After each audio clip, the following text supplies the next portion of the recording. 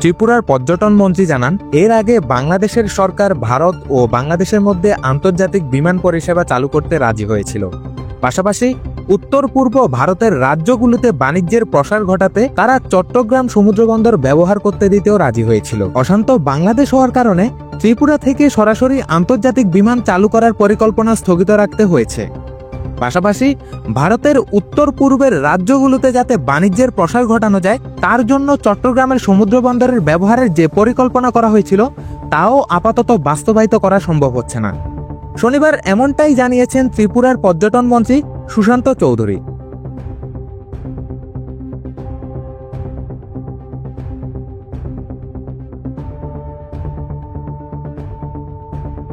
মৈত্রী সেতুর মাধ্যমে বাংলাদেশের চট্টগ্রাম সমুদ্র বন্দরের সঙ্গে দক্ষিণ ত্রিপুরার সাবরুমের সরাসরি সংযোগ স্থাপিত হয়েছে। এই দুই স্থানের মধ্যে দূরত্ব প্রায় 72 কিলোমিটার। 2021 সালের 9 মার্চ ভারতের প্রধানমন্ত্রী নরেন্দ্র মোদী এবং বাংলাদেশের পদচ্যুত প্রধানমন্ত্রী শেখ হাসিনা ভার্চুয়ালি এই সেতুর উদ্বোধন করেছিলেন। শনিবার আগরতলায় একটি সম্মেলনের আয়োজন করা হয়। উত্তর পূর্ব ভারতের পরিকাঠামো, প্রতিকূলতা সমূহ এবং তা কাটিয়ে এগিয়ে চলা শীর্ষক এই সম্মেলনে যোগ দিয়ে ত্রিপুরার পর্যটন মন্ত্রী জানান, এর আগে বাংলাদেশের সরকার ভারত ও বাংলাদেশের মধ্যে আন্তর্জাতিক বিমান পরিষেবা চালু করতে রাজি হয়েছিল। পাশাপাশি উত্তর পূর্ব ভারতের রাজ্যগুলিতে বাণিজ্যের প্রসার ঘটাতে তারা চট্টগ্রাম সমুদ্র বন্দর ব্যবহার করতে দিতেও রাজি হয়েছিল। এই প্রসঙ্গে মন্ত্রী বলেন, আমি আশা করছি বাংলাদেশের পরিস্থিতির উন্নতি ঘটবে এবং এই প্রকল্পগুলো একে একে বাস্তবায়িত হবে। এর পাশাপাশি কেন্দ্র ও ত্রিপুরার ডাবল ইঞ্জিন সরকারেও ভূয়সী প্রশংসা করেন বিজেপি শাসিত রাজ্যের এই মন্ত্রী।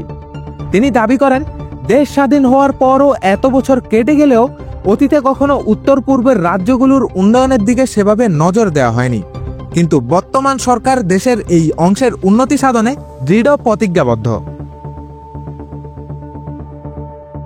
2022 সালে মূলত উত্তর পূর্বের রাজ্যগুলির পরিকাঠামো উন্নয়নের জন্যই আলাদাভাবে ব্যয় বরাদ্দ করেন কেন্দ্রীয় অর্থমন্ত্রী। এর পাশাপাশি এই অঞ্চলে 4000 কিলোমিটারেরও বেশি জাতীয় সড়ক নির্মাণের কাজ করার সিদ্ধান্ত নেওয়া হয়। শনিবারের এই সম্মেলন যৌথভাবে আয়োজন করেছিল Indian building Congress, Tripura chapter, PWD গ্রামীণ উন্নয়ন বিভাগ এবং আগরতলা পরিম নিগম। শাহরিয়ার তৌসিফ, দৈনিক সমাচার।